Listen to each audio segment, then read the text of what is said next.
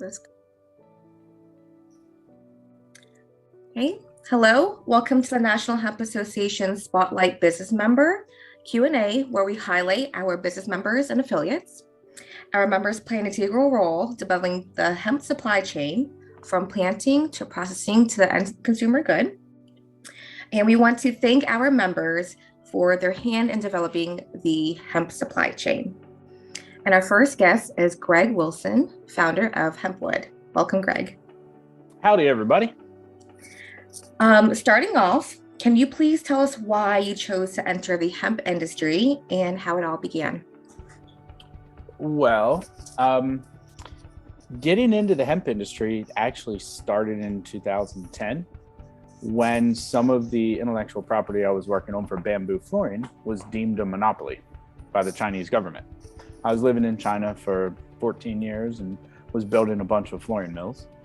And when some of the patents and things like that started to be shared with everybody else in China, then I was tasked with trying to figure out alternative raw material sources to put into this algorithm that we've been working on for a couple of decades. And so in 2003, there was an algorithm that we wrote, me and Jimmy Song, about turning a plant fiber into a wood composite that turned into bamboo. And then we developed, probably 200 different types of fast growing plant fibers to put into this process. And hemp was one of them. We didn't even know it was hemp. We called it weedwood, the samples, and just kind of laughed about it. And then when the Farm Bill passed and I was trying to figure out what my plane ticket to get back to the States and work for myself was, this kind of ticked all the boxes. Okay. And that was in 2010, you said, right? Correct. So Okay. the nanotech labs in Flinders University in Adelaide, Australia, and at Zhejiang University, actually the forestry department there in Hangzhou, China. Oh, wow. That's pretty neat. So are you fluent in Mandarin? Well, good enough to stand in the High Court of Beijing to defend the bamboo patents in only Chinese and to argue with my mother-in-law. Oh, that's so funny. I mean, I'm on level 1 in Duolingo, so. Yeah. So yes, that's awesome. That's fantastic. About, your previous experience, was building flooring mills and working with other plant fibers. That's pretty neat. This is the 58th and 59th facilities that I've built since 2003. Oh, wow. That's incredible. That's awesome. And then I also read about a little bit on how your team engineered this durable biocomposite material, your HempWood. Are you able to briefly walk our listeners on why you chose certain raw materials and plant-based resin versus what's on the market today with traditional flooring? Yeah, sure. So despite what everybody wants to hear here, the real scientific achievement of HempWood is the resin. It's not the hemp. The hemp gives it its strength. The hemp is the base material. The fibers and the hurd being used in our product is what gives it the really high strength, durability, the density, the hardness. But the adhesive, using a bio-based adhesive, is derived from the fact that I have serious respiratory issues from working with formaldehyde for decades. And so in 2001, I worked in my first vinyl plant as an engineering intern, doing vinyl siding at CertainTeed. And there was always this plastic smell at work, and you were wearing shorts during winter break in college, like in January, you wear shorts to work, and it didn't seem right. And then I got involved in wood flooring and bamboo flooring, where formaldehyde is the primary adhesive used for making plywood or making bamboo flooring. And being around that, I was having a lot of respiratory issues. And I remember going back to my brother's wedding in 2008 in the States, and I went to the hospital because I'd had a cough for like 6 or 7 months. And the doctor said, oh, well, in Chinese, he's like, oh, 你回去美国了，所以空气好的，你没问题的. So he said, oh, you're going back to the United States where the air is clean and you're not in a factory So this will clean up itself. I said, that's not right. That if you're really going to be working around chemicals that are bad for you, that's not the right way to live, or they're not the right way to do stuff. And bamboo actually uses formaldehyde to make all of the bamboo flooring. And when we came up with an alternative solution, which was soy-based, a bio-based adhesive, and because there's so many middlemen in between production, importing, warehousing, and then retailing, people would rather change the name of the glue to phenolic resin and still have the same price than use the clean material. So it costs about $1 more a square foot to use a safe glue. And so that got me all fired up, and I started trying to figure out the exit, trying to figure out how I could do it my way rather than the big corporate way that makes more money. Oh, wow. So it was really all in the resin. And I mean, that's a shame, because like your way out and being healthier and safer was you moving out of China. In a way where, unless they have other solutions, because I know there's, I think China has like air purifiers in homes and whatnot, but not everyone could afford that. Correct. Well, it was also, I was working day in and day out with glue, and that glue has VOC emissions. And those VOC emissions are worse than smoking. So working around or being around high VOC emitting building materials, especially if they're in your home for an end customer, or if you're installing the flooring and you're using a chop saw on it, or if you're actually making it, every time that there's a change in the physical property of a chemical, then you have some sort of off gas from liquid to solid. It's going to turn into a gas a little bit right in the middle while you're baking the blocks or while you're applying it to the bamboo. So it's actually significantly cheaper to make HempWood with phenol formaldehyde resin, and it is waterproof, but it kind of defeats the whole purpose. Now, getting back to the hemp part of it, I'm an outdoors guy. I love just hiking and camping and biking, and I live on a little organic farm, and we raise cows and chickens, and I got my wife a pig for Christmas. Actually, my brother came to visit, and we went out and got a pig Christmas Day and brought it home for her. So we're getting to play farmer, and it's pretty cool. That is, and it gets you outdoors, and you know where your food's coming from and all those things. So it makes sense to use hemp because it does regenerate the soil. It pulls carbon out, and the number that I always hear is like 160%, somewhere in that range, 160 or 161% of carbon is sequestered from the air per ton of biomass or stalks, or I believe it is actually the compilation of the seed, the flower, the leaves, the stalk. You take all that together at a bone dry moisture content, and that's how much carbon it actually pulls out of the air. So it's making the soil better by cleaning the air, essentially being the lungs for the earth. And then you can take that and compress it and turn it into a product that's not only a healthy building material, like we work with Parsons in New York to try to certify and say, hey, there's actually no VOCs coming out of our product. Our most recent test results we got back from our second mill we set up here had no detectable level of VOCs in the product. Wow. But that's a good accomplishment. That's huge. It hasn't been stated enough that productivity in a business, according to Harvard studies, show that there's I think it's between 6.3 and 8% increase in productivity for office workers by having clean building materials that they're working with. And in retail sales, there's actually double-digit percentages increase in sales when someone has a friendly or eco-friendly display rack as compared to plastic. And you can see it when people are using HempWood for display cases or display shelves, and they'll have the exact same product right next to it on a plastic shelf. And the consumer who's already looking for something to put into their body that's healthy will go more towards the wood look, will go more towards the natural material. but our flooring is actually, it has a density similar to Brazilian cherry, like a 200-year-old Brazilian cherry tree, which gives it a hardness, stability, and fire retardant. That's pretty neat. I mean, yeah, and can you tell us about the blades that you would use to cut through your wood because it's so hard? Oh, absolutely. So last year, we had to set up our own blade sharpening system in our plant because we were spending $8,000 a month on single-use blades. So you have to use carbide or diamond tooling or blades in order to cut it.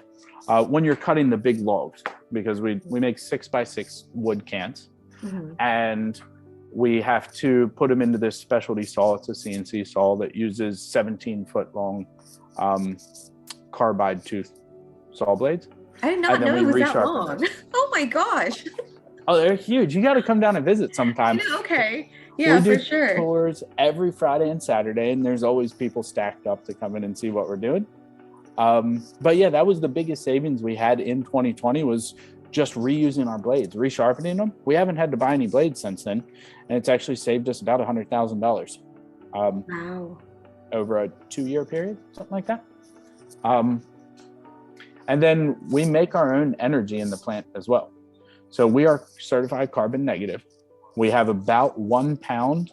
It varies in the summer and winter because of our energy consumption is different according to the temperature outside. But we take our waste hemp that's either moldy or can't be used for what we're doing, and we grind it up, and then it goes into a bio burner. There's a company here in Kentucky that makes bio burners where you can burn wood chips, you can burn hemp, you can burn straw, things like that. And then you heat a liquid solution that travels around the plant, and it first goes to our oven, and then it goes to our dryer, and then it goes to our wood kiln, and then it goes to the building. And so we're trying to create as much of our thermal energy as possible by using our waste to create it. And then our electricity comes from Kentucky Dam here, which is about 20-25 miles away. So we have hydroelectricity, and then we have bioburner thermal, which gets our product to about 1 pound per square foot of carbon capture that is stored in your floor. And if you play it right, your floor lasts 100 years. And so you can take that carbon out of the air and then put it in your floor for 100 years. That's incredible. I did not know that about the bioburner, that you were able to, turn your waste into that and it's powering your facility. Yep. We encourage more people in the industry to use that same technology. It's really neat. If anybody wants to reach out to us, then we'll put you in contact. The guy's name is Scott. He's got a company called Organilocks. So organic locking that into your energy. Creative. Wow, that's honestly incredible. That makes me excited. I definitely want to come down and visit your facility knowing that, because it's heating, cooling, and energy efficient pretty much. Oh yeah, it's one great big scientific experiment that now we got to figure out the commercial side of it. And this is our 4th year coming up. We were started on Pi Day, so we're math dorks. We were started on Pi Day. The company's name is actually Phi Fibonacci, because we use the Fibonacci sequence in the manufacturing algorithm for making bamboo, HempWood, plantation eucalyptus, or recycled oaks. We do those in all different countries around the world. And so just whenever a good idea comes, start a business around it, file some intellectual property, set it up, get it to a point where I'm not the best person to be running it, and then keep a piece of it and use some of it to go fund the next one. Yeah, and buy yourself another pig. We named the pig Bacon, in case you were wondering. Yeah. So we actually have 4 cows that we keep next to the house that are ours, and then there's 41 on the other side of the farm. But the cows, we use them for grilling out here. So we'll barbecue between we got anywhere from 24 to 27 people working here between the 2 plants. And we have barbecues between 1 and 3 times a week, where everybody just gets to have lunch together and a free meal of something that would end up being like a $10 burger if you're getting a grass-fed, organic half-pound burger. Instead, it just comes off the farm. You know where it comes from. Yeah, it's literally, honestly, it's like farm to farm, really, because you're just eating there. Um, Absolutely. so yes, watching the factory tour when Eric Herlock from Lancaster Farming came down, you had a few tobacco equipment that you were able to modify for hemp. Can you explain how much you were able to save on cost and why modifying existing equipment adds value in a repair economy model? Okay. Well, yeah. So, me and Tommy and Charles Harris and John Cry kind of all got this thing started a few years ago here. And Charles was our machinist. He passed away in August from COVID.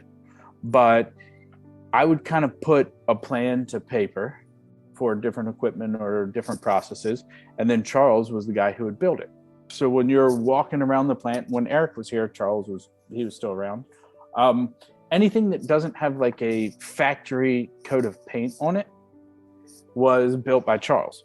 And most of the equipment or things that we needed were not in existence, or we had to adapt something. Mm-hmm. And so if you've seen that, you'll see like we have what we call the toilet paper unroller, where the hemp gets stuck with the spike and it's put on there and it looks like toilet paper unrolling. And then it grows through an old plywood machine that crushes it and breaks open the cell structure of the hemp stalk. And then the herd, which is really absorbent, is able to pick up the proteins from the soy flour.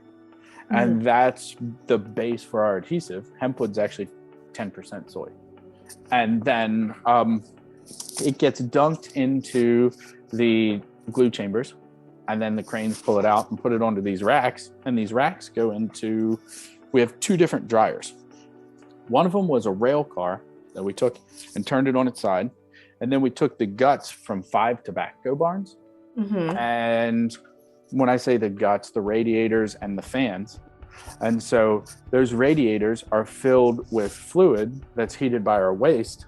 And so it gets heat into these radiators, just like a radiator in your house. And mm-hmm. then the 15,000 CFM fans blow air across it, recirculating it, drying the heat. And so we repurposed the innards from 5 tobacco barns for that one.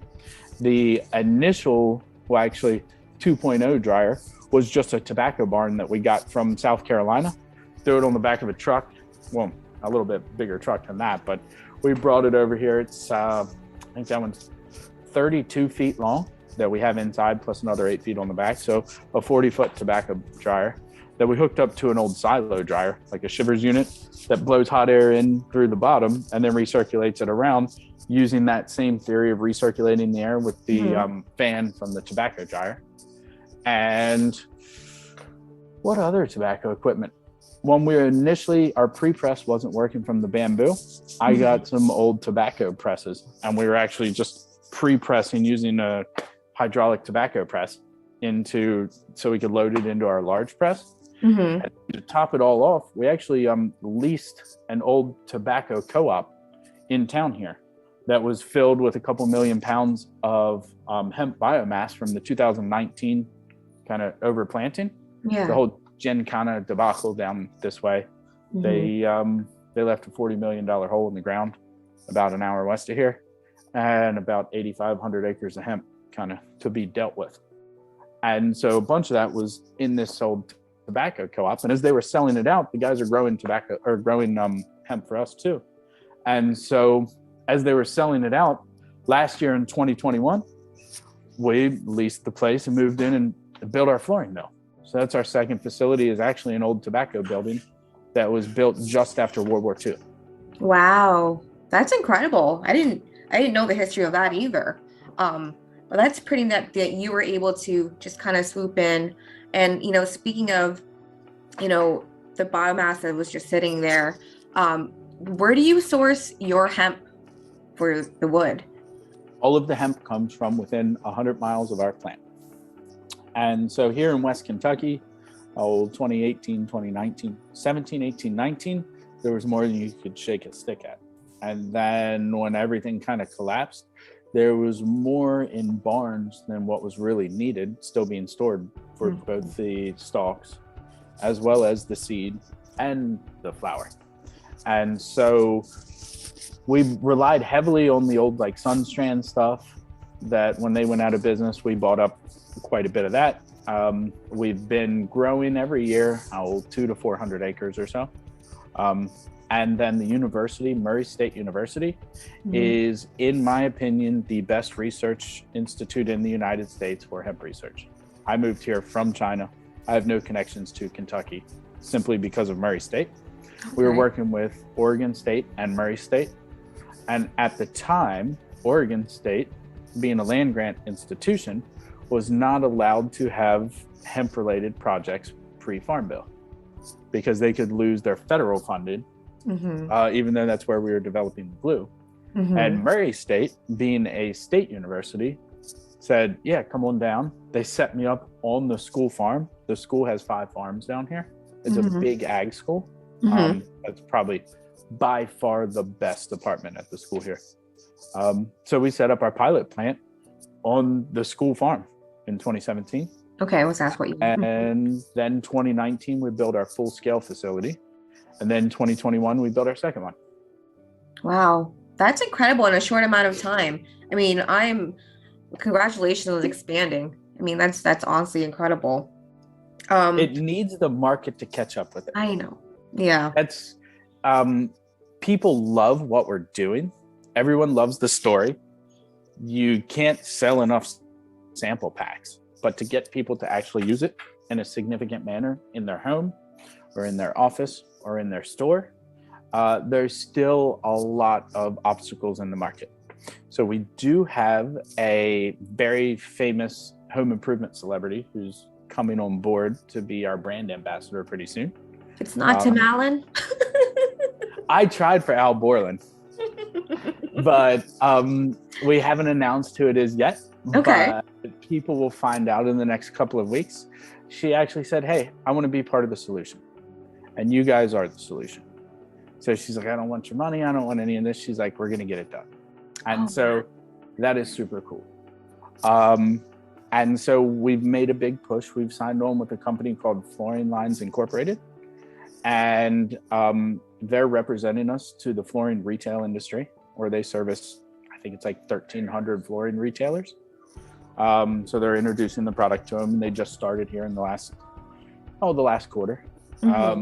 We've signed on a company called Genesis Global, who does architectural millworks for commercial builds. And we signed them on in the fourth quarter of last year to go represent us into the market, because now we've got 2 plants, got more than 24 people.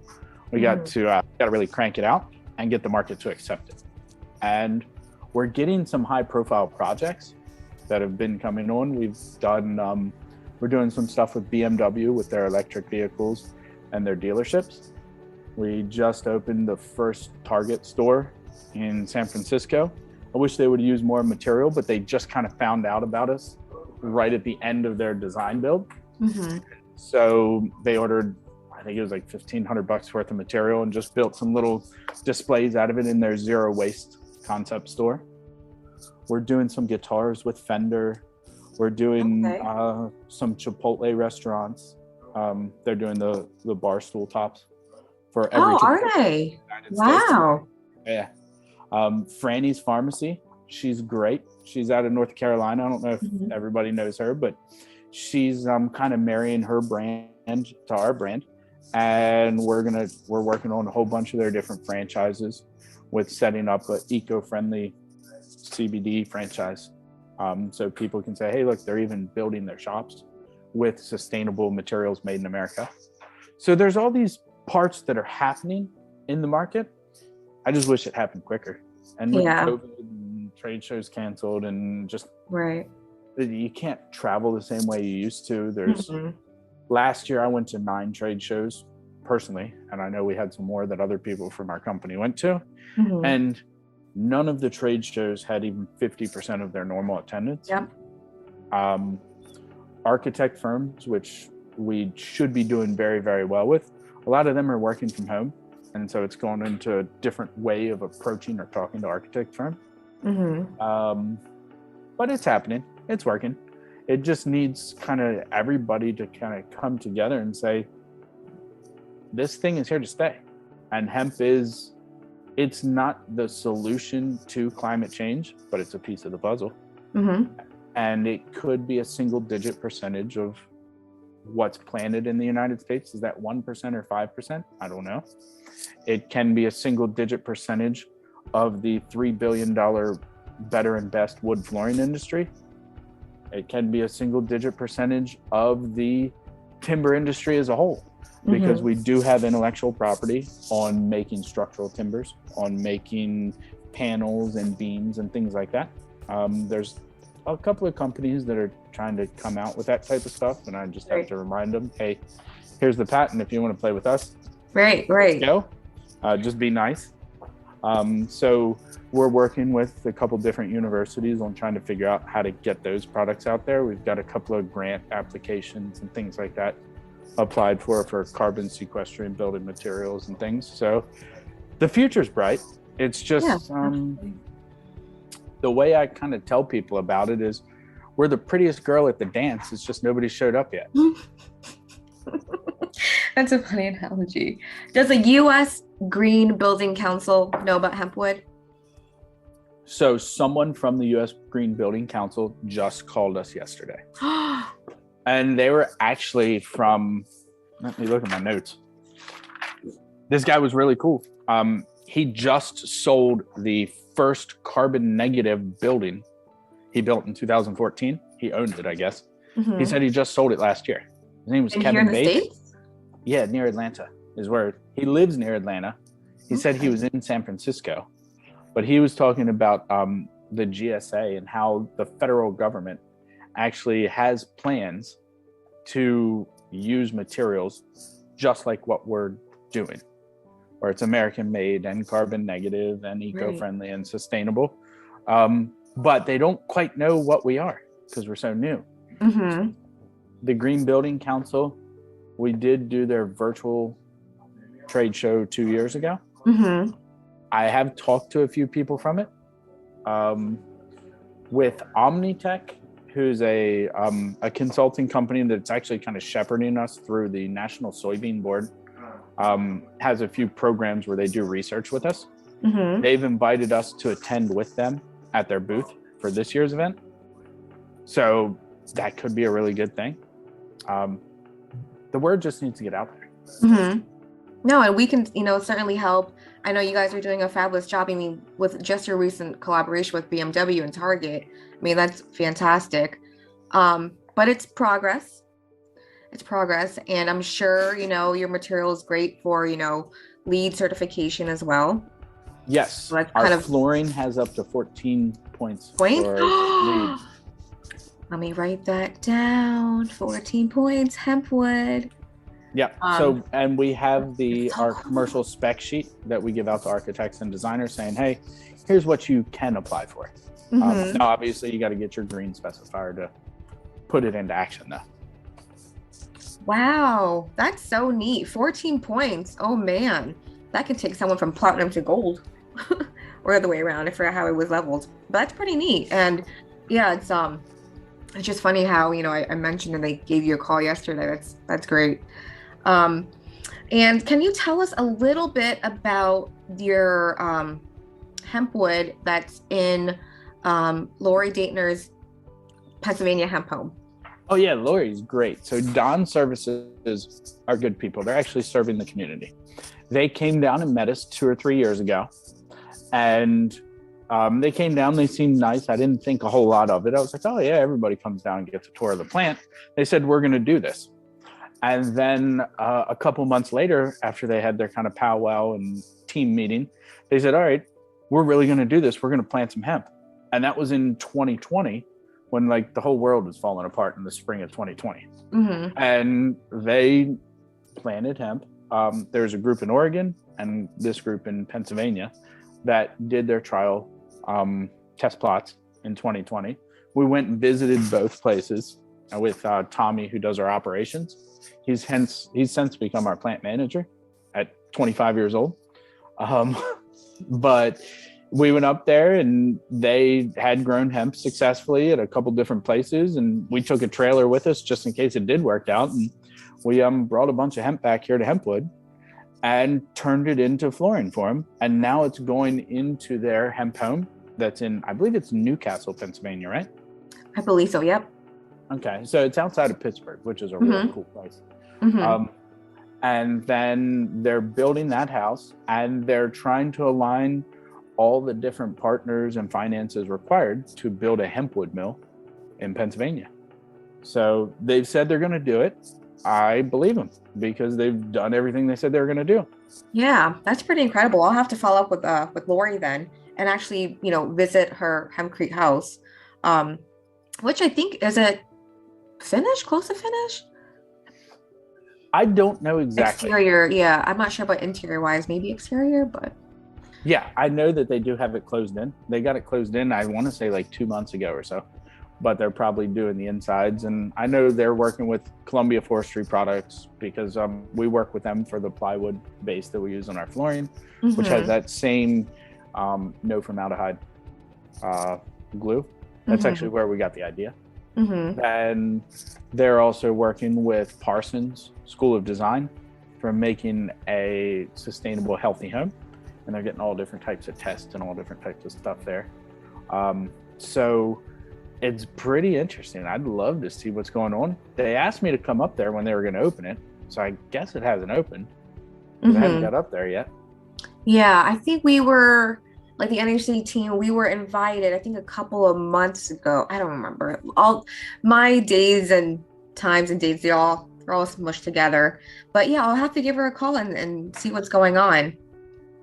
But yeah, that wraps up our Spotlight Business Member Q&A. Is there anything else that you wanted to share that you haven't already?